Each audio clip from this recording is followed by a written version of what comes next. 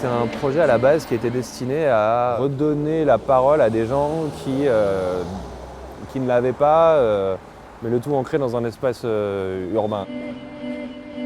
Là, on se retrouve à Thionville pour rencontrer les Thionvillois, un peu écouter ce qu'ils ont à nous raconter et puis retransmettre leurs paroles avec nos mannequins. On travaille sur des caractères de chaque mannequin. Donc il y a un mannequin râleur, un mannequin qui chante, un mannequin plutôt naïf, etc. Et donc le concept de cette installation concrètement, c'est une installation interactive où le public marche au milieu de ces mannequins et se font appeler par les mannequins. Et les mannequins les invitent à venir leur parler à l'oreille. Et à chaque interaction, il y a des événements lumineux qui se propagent dans les autres mannequins. Donc il y a tout un jeu de lumière qui opère en même temps que les sons et les échanges.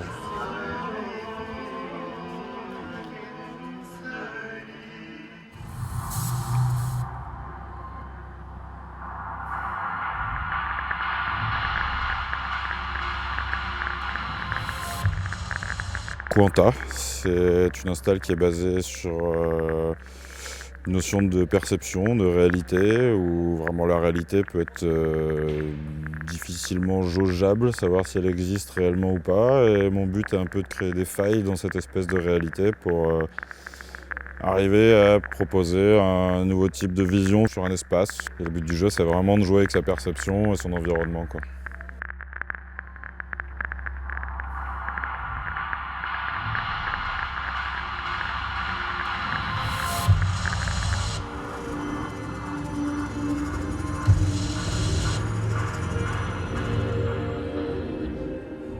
Hara, c'est connu pour le harakiri japonais, mais c'est surtout le centre des sentiments et des émotions.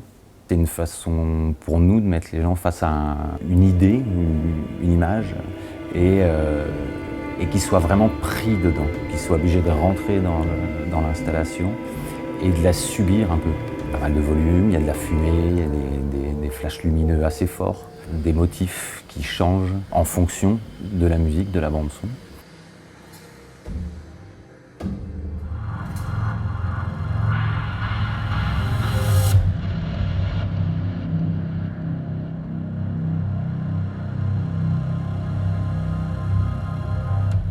Mon concept démarre d'une pensée écologique qui est sur le réchauffement climatique et les actions non perceptibles et invisibles.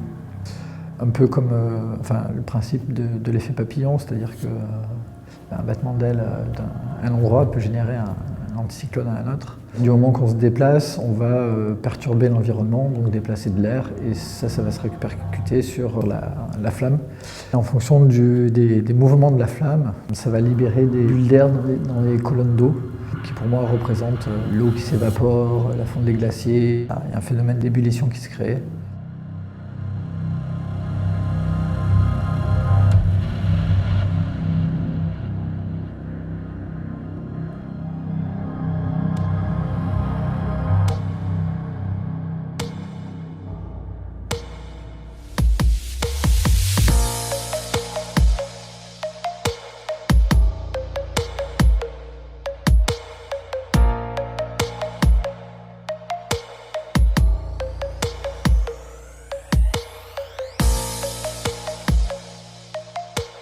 À l'unanimité, ça a l'air de plaire. Je crois que c'est un lieu qui offre aux Thionvillois toutes les possibilités au travers de la connaissance, au travers de la culture, au travers du livre, au travers du cinéma, de la vidéo, mais aussi au travers des techniques plus futuristes, enfin les spécificités actuelles et futuristes, de prendre connaissance encore mieux avec le monde qui les entoure.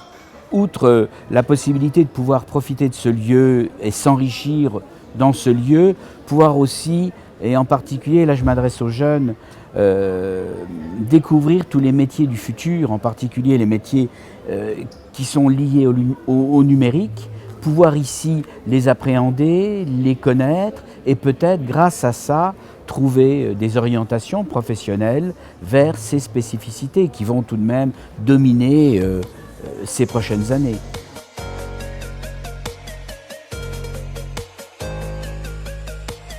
Le public est plutôt surpris, assez ébahi de la grandeur de l'espace, de la beauté de l'espace, de la blancheur aussi.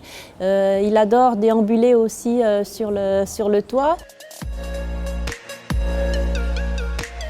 Ce lieu, il va devenir ce que les Thionvillois et les autres, puisque nous sommes ouverts absolument à tout le monde, vont en faire. Moi, ce que j'espère et ce que l'équipe a imaginé et a rêvé, c'est d'abord un lieu, c'est un troisième lieu puzzle, où l'on se sente bien. C'est un lieu où on a envie d'aller, de rester, de travailler, de se former, d'étudier, de donner rendez-vous à ses amis, de venir en famille, de venir déjeuner, de venir pratiquer dans les studios de création, de venir apprendre de nouveaux logiciels, de venir apprendre une nouvelle langue. La liste est quasiment infinie dans tous les possibles qui sont possibles ici.